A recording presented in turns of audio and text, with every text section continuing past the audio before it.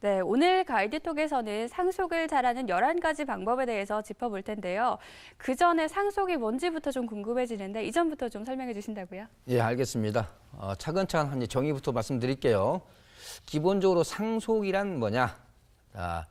자연인, 즉 사람의 사망으로 인해서 그 사망한 사람이 가지고 있던 재산상의 어떤 법률 관계를 어떻게 승계를 할 거냐 하는 게 이게 법으로 정해진 용어가 이 상속이라는 정의가 되겠고요.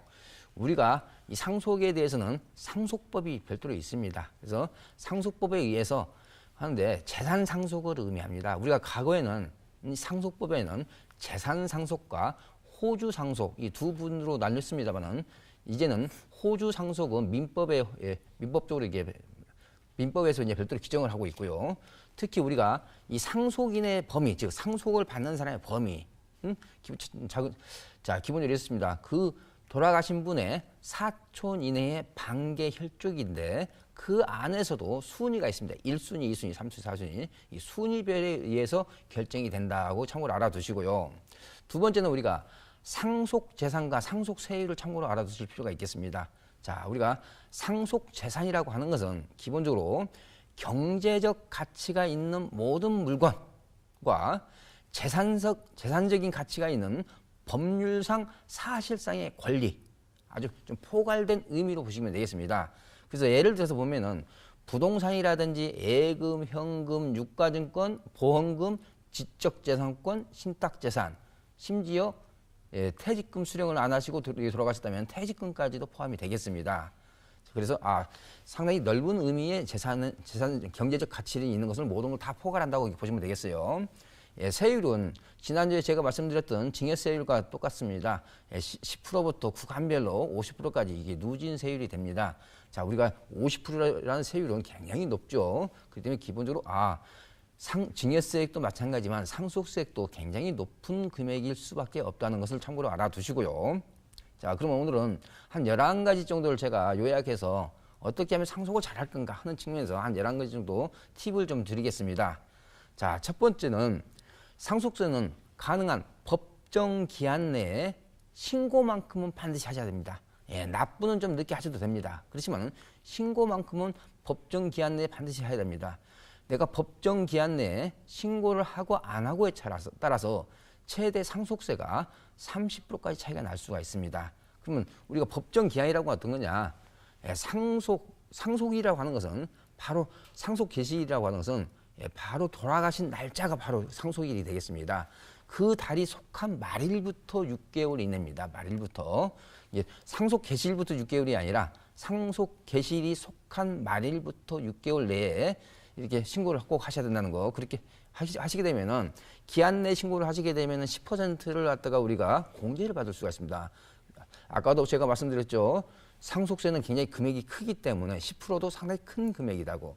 그러면서 만약 기한 이후에 신고를 하지 않게 되면은 20% 가산세가 붙습니다. 그래서 따라서 최대 30%까지 차이가 날 수 있다는 점. 그래서 첫 번째는 법정 기한 내 반드시 자진 신고하라 하는 게 첫 번째 제가 절세 팁으로 말씀드리는 거고요. 두 번째는 내가 상속을 계획을 했다면 가능한 일찍이 하라, 조속히 하라. 왜 그러냐면요. 기본적으로 이렇습니다. 우리가 상속일로부터 10년 이내에 증여한 자산은 증여재산으로 보지 않고 상속재산으로 이게 간주가 될 수 있습니다. 그렇기 때문에 가능한 빨리 계획하여서 이게 해야 된다는 거. 그게 두 번째 팁이 되겠습니다. 자, 세 번째는 상속하기는 현금이 편하죠. 부동산으로 이게 하게 되면 또 취득세가 발생되죠. 그렇다 손치더라도 현금보다는 부동산으로 상속하는 게 훨씬 더 유리하다.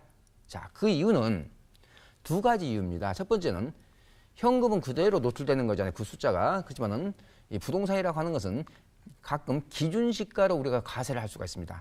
시세하고 기준시가는 상당한 차이를 보이지 않습니까? 그렇기 때문에 좀 더 낮은 가격으로 이게 과세 표준액이 낮아질 수 있다는 거고요. 두 번째는 주택이라든지 농지라든지 일정한 요건을 충족하게 되면은 양도세 같은 경우를 절세를 할 수가 있습니다. 따라서 현금보다는 부동산으로 상속을 할 수 있도록 만들어 놓는 게 더 상대적으로 유리하다는 점을 말씀드리고요. 자, 네 번째는 제가 지난주도 얘기했습니다. 부부간의 사전증여 6억까지 증여세가 없다고 그랬어요.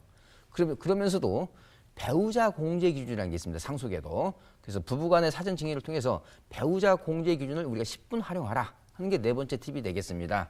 자, 우리가 10년 단위로 6억까지 증여세를 안 내고 계속 증여할 수 있죠. 그러면서도 배우자 상속 공제 기준이라는 게 최소 5억부터 최대 30억까지 공제를 받을 수가 있겠습니다. 따라서 가능한 사전에 부부간의 증여를 통해서 이 배우자 상속 공제 기준의 숫자를 잘 활용하신다면은 상속세를 굉장히 많이 줄일 수 있는 효과를 거둘 수 있겠죠. 자, 다섯 번째는 자, 우리 MC님 이렇게 여쭤볼게요. 내가 상속재산, 우리 부모님이 상속재산이 좀 일정 규모 있다고 그래요. 네. 상속세 나올까요? 당연히 나오지 않을까요? 예. 아마 대부분이 부모님이 재산이 조금이라도 있으면 상속재산이 있을 거라고 생각하시는 게 일반적일 것 같습니다. 자, 여기서 우리가 꼭 한 가지 알아두실 것은요. 우리 OBS 시청자님들. 자, 부모님의 재산이 5억이 넘지 않으면 상속세 없다. 그냥 아주 그냥 이렇게 심플하게 생각하십시오. 자, 그런데 아버님이 돌아가시고 어머님이 계신 상태라면 10억까지 없다. 즉, 상속재산이 배우자가 있는 경우에는 10억까지, 배우자가 없는 경우에는 5억까지 상속재산이 없다. 따라서 노후에 부모님의 재산을 너무 슬림화할 필요는 없습니다. 5억, 10억까지는 상속세가 없기 때문에 이 점을 반드시 잘 아시고 일괄공제 기준이라고 합니다. 이 일괄공제 기준을 잘 활용하시면 되겠습니다. 그 다음에 이제 우리 여섯 번째는 대를 뛰어넘는, 즉 할아버지가 손자한테 이렇게 상속하는 대를 뛰어넘는 상속은 가능한 피하시는 게 좋습니다. 어쩔 수 없다면 모를까 가능한 피하시는 게 좋다. 그리고 이유는 왜냐? 이 세를 뛰어넘는 것은 가구를 생략을 했다고 해서 할증이 붙습니다. 산출세액의 30%가 좀 더 가산이 됩니다. 따라서 대를 뛰는 상속은 어쩔 수 없다면 몰라도 가능한 회피하시는 게 좋겠다라고 말씀드리고요. 자, 그 다음에 일곱 번째입니다. 자, 상속재산을 줄이기 위해서 사전에 증여들을 이렇게 많이 합니다. 증여를 하는데 그때마다 반드시 증여를 할 때마다 반드시 증여세가 설사 없더라도 반드시 신고를 해 두셔야 됩니다. 그래야만이 나중에 추후에 상속재산에서 이게 입증하는 자료로서 우리가 충분히 활용을 하실 수가 있습니다. 자, 그렇기 때문에 증여세가 없다고 해가지고 증여세를 신고하지 않는다. 그렇게 되면 나중에 상속재산에서 서로 다툼이 있을 수 있다는 점 반드시 알아두시고요. 자, 여덟 번째는 우리가 매년 기준시가나 공시지가라든지 공동주택 가격을 갖다 1년에 한 번씩 국토부나 국세청에서 이게 고시를 합니다.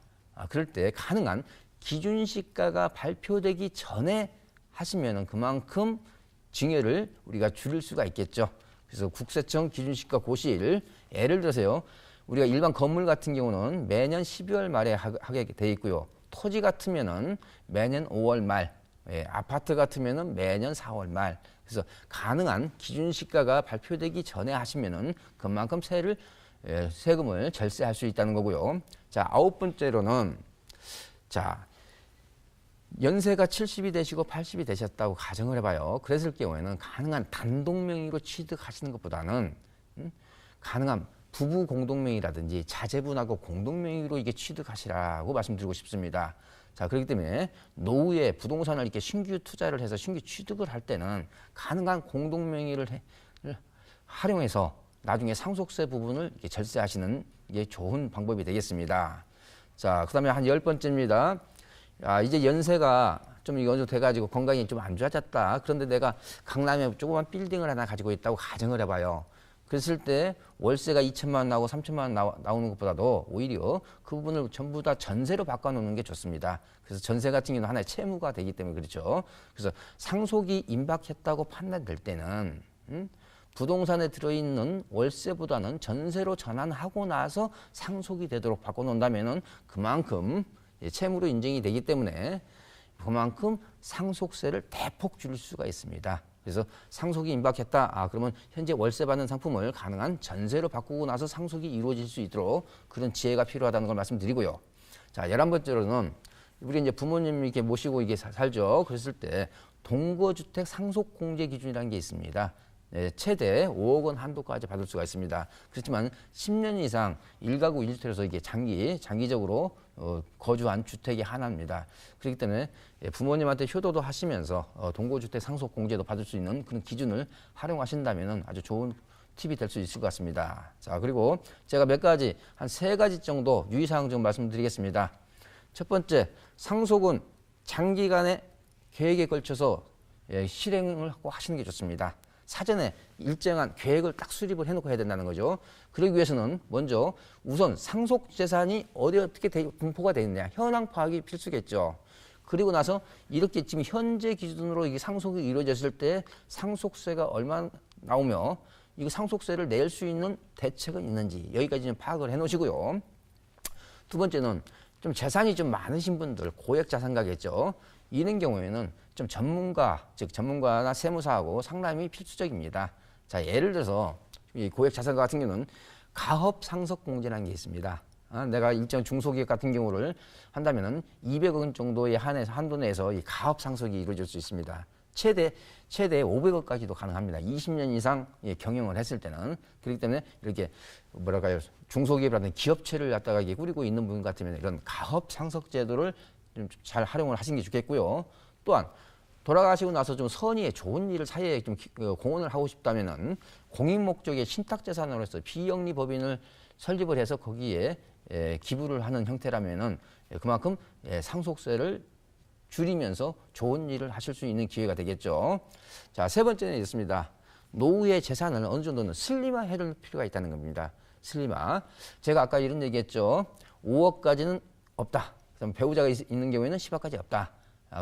그렇다 손치더라도 5억, 10억이라는 숫자를 너무 머릿속에 염두에 둘 필요는 없습니다. 왜냐? 최소한의 돌아가시 전까지 노후 대책으로서 남겨두는 지혜는 필요합니다. 또한 자제분의 도덕적 해이가 있어서는 안 되겠죠. 그렇기 때문에 저는 기본적으로 노후에도 일정 규모 재산은 본인 명의로 가지고 있는 게 현명합니다만은, 그렇지만은 어느 정도 연세가 드셨을 때는 자기 재산을 좀 슬림화 해놓을 필요는 있다 하는 점 강조드리면서요. 유의사항 3가지까지 정리해서 좀 말씀 좀 드렸습니다.